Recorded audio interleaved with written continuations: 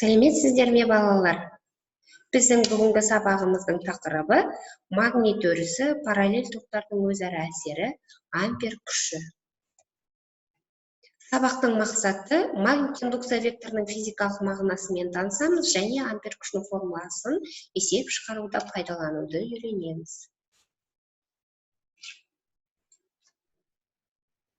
Ол үшін біз мынау бейнероликке көңіл аударайық.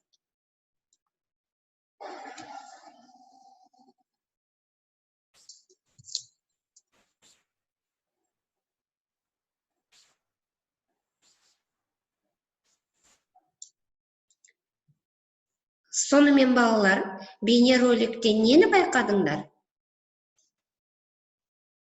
Дұрыс айтасыңдар, өте дұрыс. Яғни магнит өрісі, магнит арқылы бір-біріне тартылып жатқан лампыны көрдік. Дұрыс. Ендеше магнит өрісі дегеніміз не? Яғни қозғалыстағы зарядталған бөлшектердің арасында жүзеге асатын, өзара әрекеттесу барысында көрініс беретін материяның айрықша түрі магнит өрісі деп аталады екен. Магнит өрісі индукция векторы дегеніміз магнит өрісінің күштік сипаттамасы болып табылатын физикалық векторлық шаманы айтамыз. Ол B әрпімен белгіленеді. Магнит өрісінің күш сызықтары, өрістің кез келген нүктесіне жүргізілген жанама осы нүктедегі магнит күшінің бағытымен сәйкес келетін көрнекі сызықтар болып табылады.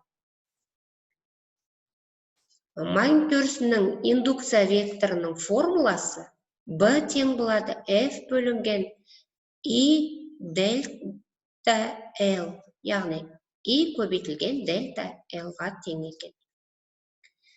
Магнит индукция векторының халықаралық бірліктер жүйесіндегі өлшем бірлігі Тесла болып табылады. Ал Тесламыз Ньютон бөлінген ампер көбейтілген метрға тең болады екен.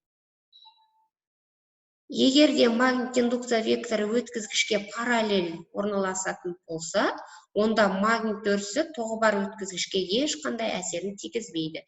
Демек, бұл кезде ампер күші нөлге тең болады екен. Ендеше ампер күші магнит өрісі тарапынан тоғы бар өткізгішке әсер ететін күштің өткізгіштегі тоқ күші мен оның белсенді бөлігіне магнит өрісінің шамасына тура пропорционал екенін көрсететін физикалық шама.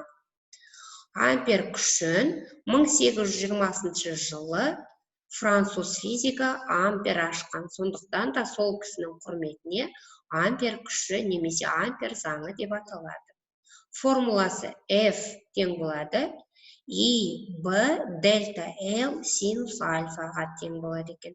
Бұл жердегі F деп отырғанымыз магнит өрісі тарапынан тоғы бар өткізгішке әрекет ететін күш. I өткізгіштегі тоқ күші. B магнит индукция векторының модулі. Ал дельта L өткізгіштің белсенді бөлігінің ұзындығы. Ал альфа магнит индукция векторы мен өткізгіштегі тоқтың арасындағы бұрыш болып табылады. Біз осы магнит өрісіндегі ампер күшінің формуласын, яғни ампер күшінің максимал мәнге ие болатын формуласын да жазуымызға болады екен.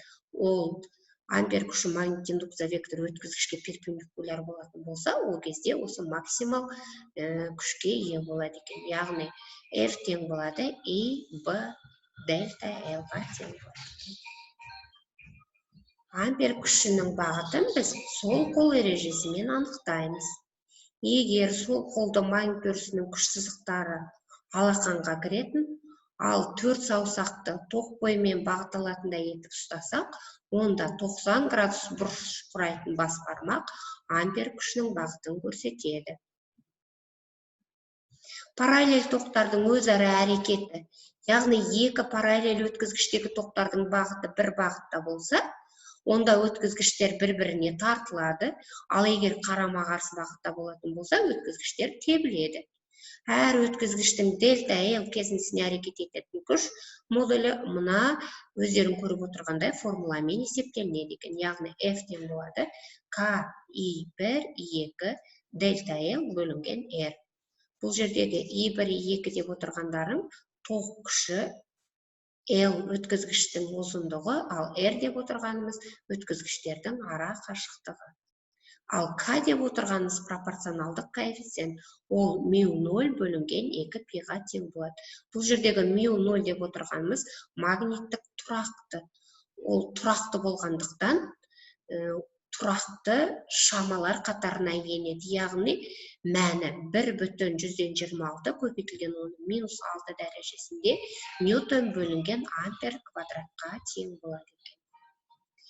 Енді балалар, біз осы алған мәліметтерді пайдалана отырып, тапсырма орындап көрейік. Қанекей, бірінші тапсырманы орындаймыз. Бұл тапсырманы орындау үшін сендерге 2 минут уақыт беріледі.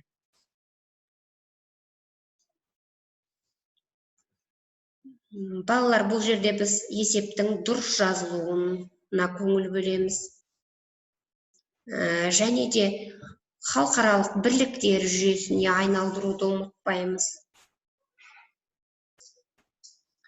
Сонымен қатар формуланы да дұрыс пайдалана білуіміз керекпіз. Қанекей, тездетіп орындаймыз.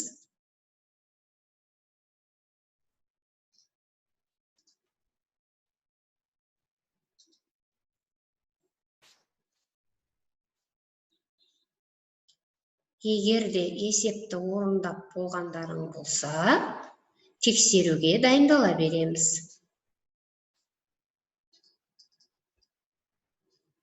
Орындап болсақ, тексерейік. Кімде 0,5 ньютон шықса, ол бала дұрыс орындады деген сөз. Тамаша балалар. Керемет. Бұл тапсырманы өте жақсы орындадыңдар. Ендеше келесі тапсырмаға көшейік. Бұл тапсырманы орындау үшін балалар сендерге дискриптор берілген. Осы дискрипторға жақсылап көңіл бөлеміз. Сендерде дискрипторда 4 қадам берілген. Әрбір қадамды дұрыс орындауға ұмтыламыз.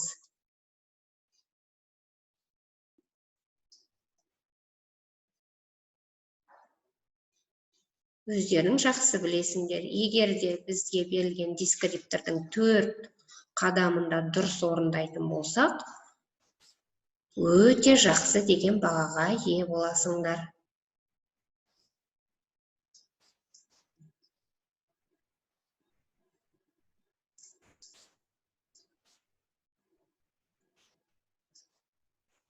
Бұл есепте де балалар халықаралық бірліктер жүйесіне айналдыруды ұмытпаймыз.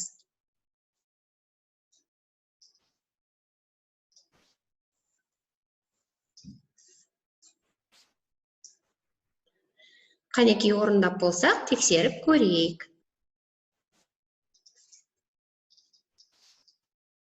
Мінекей. Барлығымызда магнит индукция векторы 0,4 теслаға тең болды ма?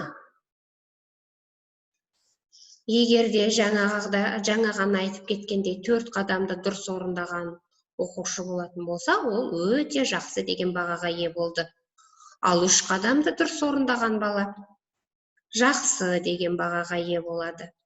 Ал 1 немесе 2 қадамды ғана орындаған балаға әлі де дайындалу керек.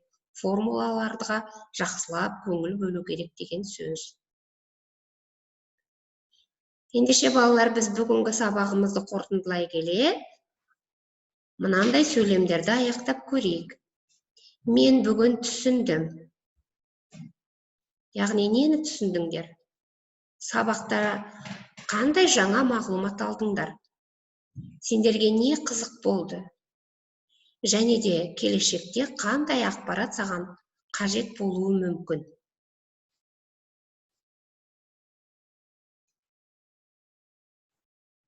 Сонымен балалар, біздің сабағымыз аяқталды. Сау болыңдар. Үйге тапсырма жазып аламыз. Параграф 69-70 және де 133 беттегі бірінші, екінші жаттығуды орындаймыз. Сау болыңдар.